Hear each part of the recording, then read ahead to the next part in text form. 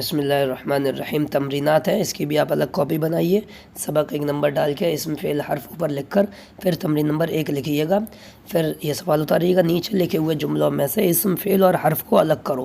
تو ایک میں بہت آسان طریقہ بتا دے رہا ہوں، پھر ورنہ تو اصل یہ آپ کو ڈکشنری دیکھنا آنی چاہیے، ان کے معنی معلوم ہونا چاہیے، اس کے بعد یہ آپ بتا پائیں گے کہ یہ کسی چیز کا نام ہے تو اسم ہے، کسی چیز یعنی کسی کام کے ہونے یا کرنے کو بتا رہا ہے تو فعل ہے، اور یہ جس کا کوئی معنی اکیلے سمجھ میں نہیں آ رہا ہے وہ حرف ہے۔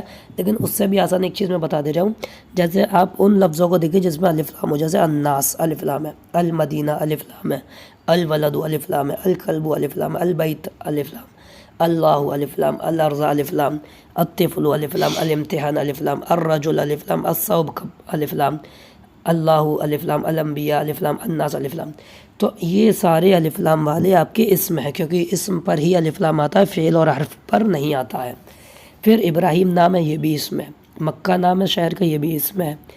اب بغیر الف لام والوں میں بتا دیتا ہوں کون کون سے اور اسم ہے، اس کے کوئی نہیں۔ ابھی جو پہلے لفظ رجع، جی ڈکشنری میں دیکھ کے پتہ چلے گا، اس کے معنی لوٹنا، کام ہے، فعل ہو جائے گا۔ یذهب جاتا ہے، کام ہے، فعل۔ یلعب کھیلتا ہے، کام ہے، فعل۔ یحرس حفاظت کرتا ہے، کام ہے، فعل۔ خلق پیدا کیا، کام ہے، فعل۔ نجح کامیاب ہوا، کام ہے، فعل۔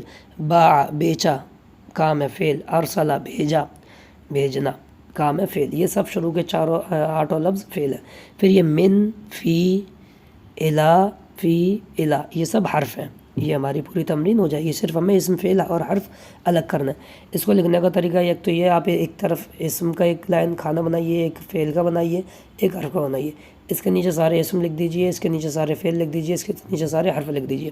دوسرا طریقہ یہ، آپ جملہ نمبر 1 اتاریے، پھر اس کے نیچے اس اگلی لائن میں رجع کے نیچے فعل لکھیے، ابراہیم کے نیچے اسم، من کے نیچے حرف، مکہ کے نیچے اسم۔ پھر نمبر 2 اتاریے، اس کے یذهب کے نیچے فعل، الناس کے نیچے اسم، الا کے نیچے حرف، المدینہ کے نیچے اسم۔ 3 اتاریے، یلعب کے نیچے فعل، الولد کے نیچے اسم، فی کے نیچے حرف، البستان کے نیچے اسم۔ اس طرح سے اس پوری تمرین کو آپ کریے گا، پہلا سمجھیے گا، اس کے بعد بغیر دیکھے سنے کریے گا۔ السلام علیکم ورحمۃ اللہ وبرکاتہ۔